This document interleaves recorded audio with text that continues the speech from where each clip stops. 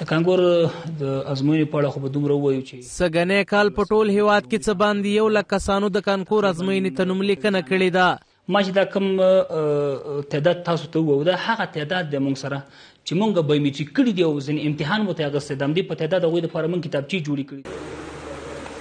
د ازموینې ملي ادارې مسؤلین وایي چې سږکال ټول هیواد کې په 150,000 له 12 ټولګیو فارغ زده کوونکو ته د ازموینې فورمونه ویشلي چې تر دې مهاله څه باندې 1 لک کسانو دې ازموینه کې نوملیکنه کړې ده چې تقریبا دغه مجموعي ګډونوال 19,240 کسان کیږي.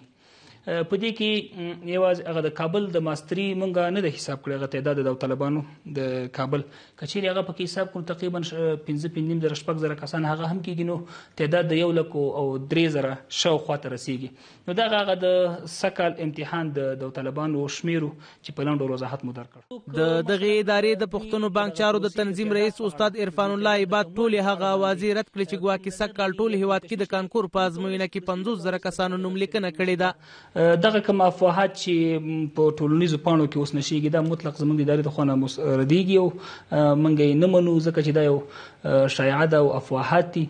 نو موږ سره تقریبا سږکال کې د تیر کانکور په نسبت الحمدلله ډېر زیاتوالی راغلی دی. د کابل پوهنتون د محصلانو چارو مرستیال استاد صلاح الدین ایوبي له هوریت نیوز سره په خبرو کې وویل د کابل پوهنتون د محصلانو د جذب په پروسه کې کمښت نه دی رامنځته شوی او دا پروسه د تیر په شان پراخه او د پام وړ ده. کابل پوهنتون کې چې کله امتحان اخیستل کېدل وو نو د امتحان موضوع چې کابل پوهنتون کې په امتحان کې محصلینو شرکت کړی وو د کابل په چاپیرچل کې یعنی په کابل پوهنتون کې په طبي پوهنتون کې په پولی تخنیک پوهنتون کې په تعلیم تربیه پوهنتون کې تقریبا په هغه ورځ باندې چې موږ د دوی سره د امتحان په پروسه کې شامل وو داسې دقیق احصایه موږ ته نه ده معلومه خو د 15,000 په تعداد کې محصلینو چې دی په ثبت نام کې شرکت کړی وو او تقریبا یو څه چې امتحان نه پاتې شوي نو د امتحاناتو د ادارې د ځینې اشخاصو په وینا باندې تر 6,000 پورې هغوی دوباره بیرته بیا ثبت نام کړی دی غواړي چې په متفرقه کې امتحان ورکړي. نو تقریبا د کابل شاوخوا ساحه کې چې دی د محصلینو د امتحان اندازه چې امتحان ورکړی دی د 3,000 محصلینو پورې رسیږي.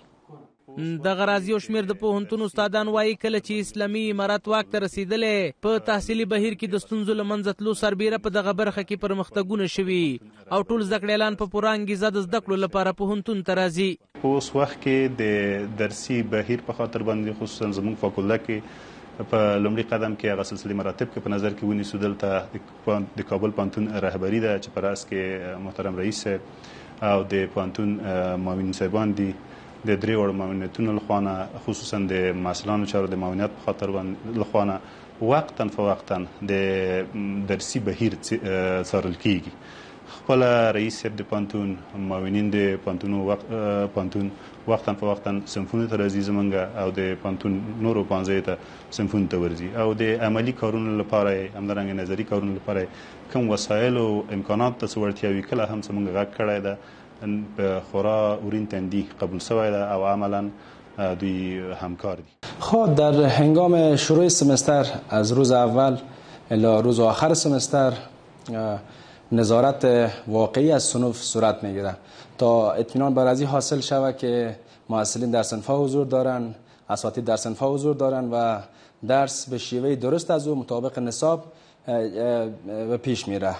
اگر شما از سطح وزارت بگیرین تا به خود مقامات پوهنتون، پوهنځی و حتی الی دپارتمنت نظارت پیوسته صورت میگیره. له بلې لوري بیا د ازموینې ګډونوال خوښ دي چې د تیر خلاف ازموینه کې شفافیت ته لومړیتوب ورکړل شوی دی. په خبره دوی زیار ایستلی تر څو د کانکور له لارې د خپلې خوښې پوهنځي ته بریالي شي. واقعا موږ ډېرې هیلې لرلې د دغه کانکور لپاره ځکه موږ سراسر هڅې کړې وې کوښښونه مو کړي وو او بالاخره دلته راغلو. دلته د کانکور په صحنه کې ناست یو او ټول زده کوونکي هر څومره ملګري چې زما سره راسره وو هغوی ټول هم ډېرې هیلې لري. واقعا دغه صحنه چې موږ څومره ګورو ډېره شفافه ده.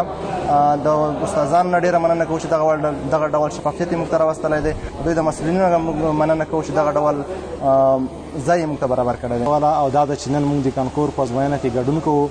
انشاءالله هیلې مو شته چې انشاءالله خپله خوښه پوهنځیو ته به موږ کامیابېږو، هغې ته به رسېږو او انشاءالله امتحان ډېر شفاف ډول فیصله کېږي. هر څه منظم دي. ان شاء الله هیله مشته چې خپل هیلو ته ورسیږو. د یادونې وړ ده چې د کانکور په ازموینه کې د متفرقه ګډون کوونکو نوملیکنه دوام لري چې ټاکل شوی د روان چنګاښ میاشتې په 22مه د جمعې په ورځ به ازموینه واخیستل شي.